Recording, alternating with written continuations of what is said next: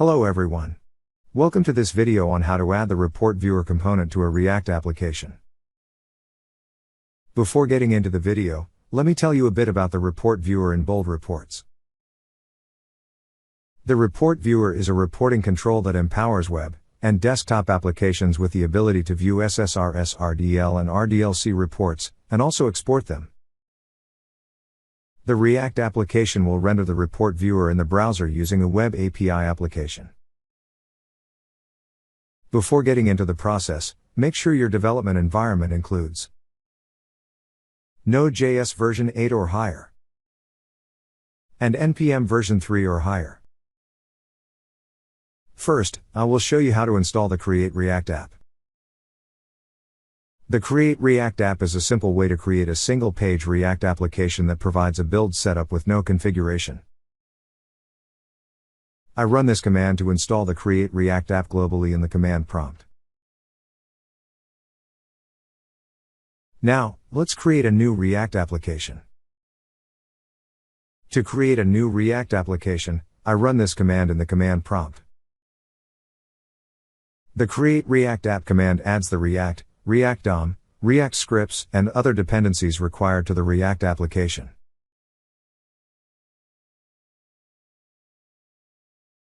Next, I'll install the Create React class package. First, I change the directory to the application's root folder by entering this command. To install the type definitions for Create React class, I run this command in the command prompt.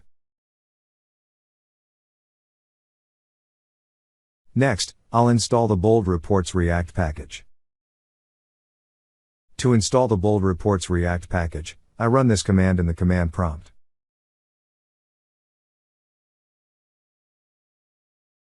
Now let's add the script reference. Bold Reports needs a window.jQuery object to render the React components.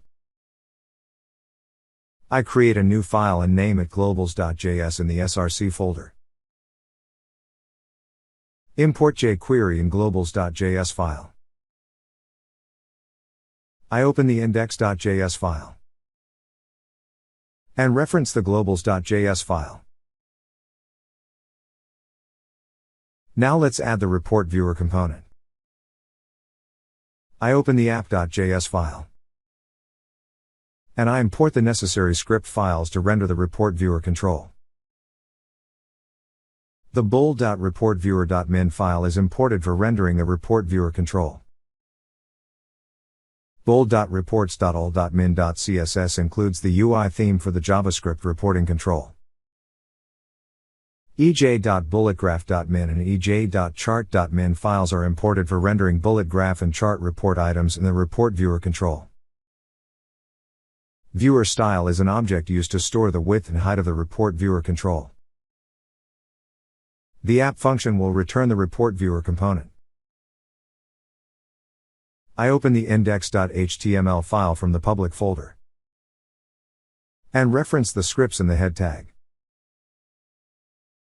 I have listed the purpose of each script in the following table: ej2base.min.js, ej2data.min.js, ej2pdfexport.min.js, and ej2svgbase.min.js are used to render gauge items. ej2lineargauge.min.js renders the linear gauge report item. ej2circulargauge.min.js renders the circular gauge report item. ej2maps.min.js is used to render the map report item. Now let's set the report path and Web API service. This is where the RDL report is processed and rendered in the browser using the Web API service. You can find how to create the standalone Web API service in either the ASP.NET Core or ASP.NET Platform in another video. I have included the video link in the description. In this video, I am using the render path unit, which requires the report service URL and report path. The Web API service is hosted as Azure Web App. The report path property sets the path of the report file.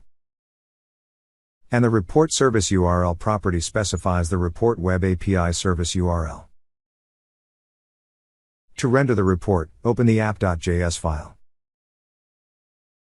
And set the report service URL and report path properties of the report viewer.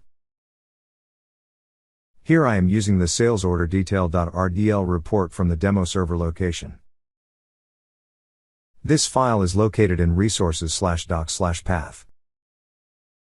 Now, let me run the application. I open the command prompt and run this command. It will launch the application in the default browser at the URL. As you can see, the sales order detail report is loaded in the bold report viewer.